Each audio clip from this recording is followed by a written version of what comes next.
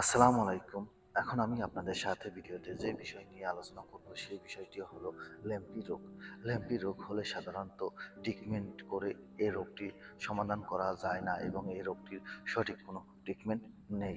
তাই আমরা অনেকেই দেখা যাচ্ছে যে ল্যাম্পি স্কিনের রোগ আক্রান্ত হলে মোটা অঙ্কের টাকা ট্রিটমেন্ট করে থাকি। কিন্তু এই ট্রিটমেন্ট আসলে কতটুকু গরুর কাজে এসে এবং কতটুকু কাজে না আসে এটাই আমরা অনেকেই জানি না। কেননা আমরা যখন দেখি ল্যাম্প স্কিন ডিজিজে আক্রান্ত হয়ে থাকে গরু, তখন যে ল্যাম্প স্কিনের ক্ষতগুলো হয়, তখন ক্ষতগুলা ভালো করার জন্য দ্বিতীয় ব্যাকটেরিয়া দমন করার জন্য আমরা অ্যান্টিবায়োটিক ইউজ করি। কিন্তু ল্যাম্প স্কিনের ভালো করার জন্য কোনো প্রকার অ্যান্টিবায়োটিক কাজ করে না। কারণ এটা ভাইরাসজনিত রোগ হওয়ার কারণে এতে কোনো প্রকার অ্যান্টিবায়োটিক কাজ করে না।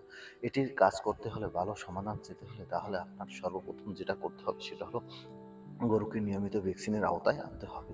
আপনি যদি গরুকে ল্যাম্পি স্কিন দমন করতে চান বা ল্যাম্পি স্কিনের আক্রমণ থেকে আপনার খামারকে বাঁচাতে চান, তাহলে সর্বপ্রথম যে কাজটি করবেন, আপনারা ল্যাম্পি স্কিনের ভ্যাকসিন ব্যবহার করবেন। এই ল্যাম্পি স্কিনের ভ্যাকসিন ব্যবহার করলে আপনারা এই রোগটা দমন করতে পারবেন বা এই রোগটার প্রভাব কমাতে পারবেন। কিন্তু ল্যাম্পি স্কিন ভ্যাকসিন ব্যবহার করবার সময় একটি সাবধানতা অবলম্বন করতে হবে। কেননা এই ভ্যাকসিনটি হাতের সামান্য গরমে ভ্যাকসিনটির কার্যকারিতা কমে যায়। তাই আপনারা যখন ভ্যাকসিনটি দিবেন তখন আপনারা অভিজ্ঞ যে ভ্যাকসিনার রয়েছে তার মাধ্যমে এই ভ্যাকসিনটা দিবেন। কেননা এই ভ্যাকসিনের সম্বন্ধে যারা ভালোভাবে জেনে বুঝে এবং আপনিও একটু ঘেঁটে তারপর বুঝে বা যেখান থেকে ভ্যাকসিনটা কিনে আনবেন সেখান থেকে ভালোভাবে বুঝে নিয়ে তারপর ব্যবহার করবেন। এবং আপনার মনে রাখবেন সবসময় ভ্যাকসিন ভাঙার 20 মিনিটের মধ্যে ব্যবহার করতে পারলে সবচেয়ে ভালো হয়।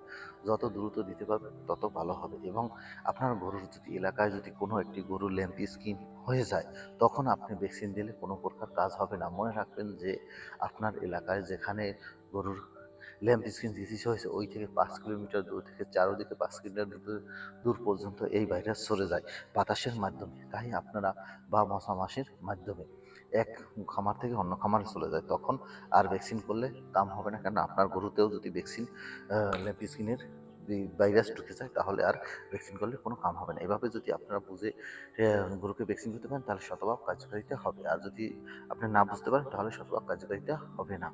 এবং আপনারা ট্রিটমেন্ট করলে দ্বিতীয় ব্যাকটেরিয়ার ট্রিটমেন্ট করবেন, কিন্তু ল্যাম্প স্কিনে কোনো ট্রিটমেন্ট বর্তমানে নাই।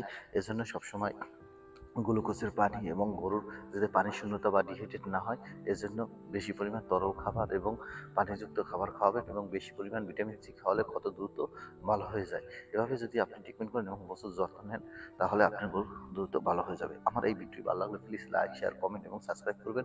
আপনাদের কোনো বিষয়ে যদি প্রশ্ন থাকে তাহলে আমাকে কমেন্ট করবেন, আমি পরবর্তী ভিডিওতে সে বিষয়ে উত্তর দিয়ে দেবো।